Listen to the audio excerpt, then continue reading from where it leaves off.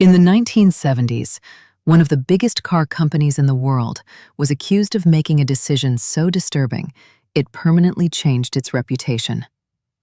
According to the story, Ford discovered that one of its newest cars could burst into flames after certain rear-end crashes. Engineers reportedly had ways to reduce the risk. Some of the fixes would have cost only a few dollars per vehicle. But instead of immediately changing the design, Ford performed a cost-benefit analysis, one that appeared to compare the cost of fixing millions of cars against the cost of people dying. Did Ford really decide that human lives weren't worth $11? Or is that one of the biggest misconceptions in automotive history? To answer that question, we have to go back to Detroit in the late 1960s. At the time, America's biggest automakers were facing a crisis. Small Japanese imports were rapidly gaining popularity. They were cheaper, lighter, and far more fuel efficient than the large American cars people had been buying for decades. Ford needed an answer, and it needed one fast.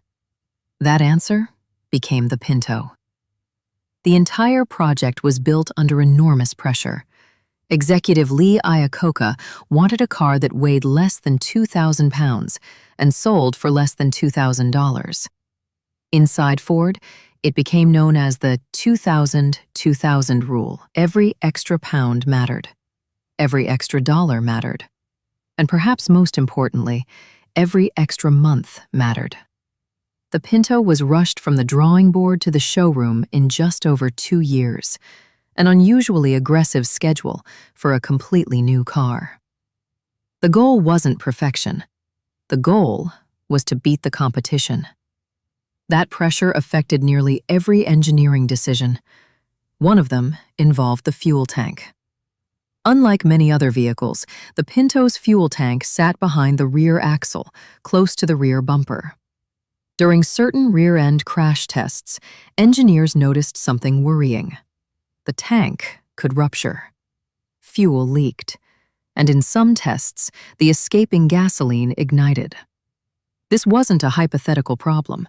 Ford had crash footage, they had engineering reports, and they had possible solutions. Some engineers suggested reinforcing the area around the tank. Others proposed adding protective shields. One commonly cited fix was estimated to cost only around $11 per car. So, why wasn't it added? That's where the story becomes controversial. Several years later, a Ford cost-benefit analysis became public. The document wasn't written exclusively about the Pinto, and it wasn't a secret instruction telling engineers to ignore deadly defects. It was created while discussing proposed federal fuel system safety standards that would apply across millions of vehicles. But the numbers inside it stunned the public. The report estimated how many deaths, injuries, and burned vehicles stronger fuel systems could prevent.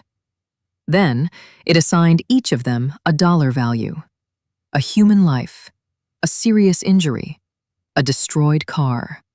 Everything became a number. Ford estimated that making the safety improvements across millions of vehicles would cost more than the projected financial benefits calculated under the government's valuation methods. To critics, the conclusion felt unavoidable. Whether intentional or not, the spreadsheet appeared to say one thing: human lives were more expensive to save than to compensate after the fact. The debate exploded into national headlines, but the controversy would become far more than a public relations disaster. In 1978, 3 teenage girls were driving near Goshen, Indiana, when their Pinto was struck from behind by a van. The impact ruptured the fuel system. The car caught fire. All 3 girls died. Their deaths transformed an engineering controversy into a criminal case. For the first time in American history, a major corporation faced criminal charges over the design of one of its own products. Ford argued that the Pinto met the safety standards of its time, and that many small cars of the era had similar vulnerabilities. Prosecutors argued something very different. They claimed Ford knew about the danger, knew there were possible solutions, and chose not to make the changes. After months of testimony, Ford was acquitted of the criminal charges. But in the court of public opinion, the damage had already been done. The Pinto became one of the most infamous cars ever built.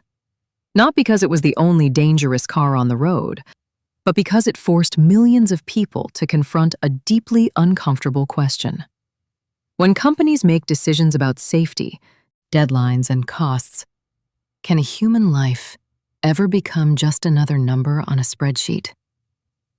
Whether you believe the Pinto Memo has been misunderstood or not, one fact remains. Ford knew the Pinto had a serious fuel system vulnerability before millions of cars reached customers. Everything that happened afterward turned one compact car into one of the most enduring symbols of corporate ethics in modern history.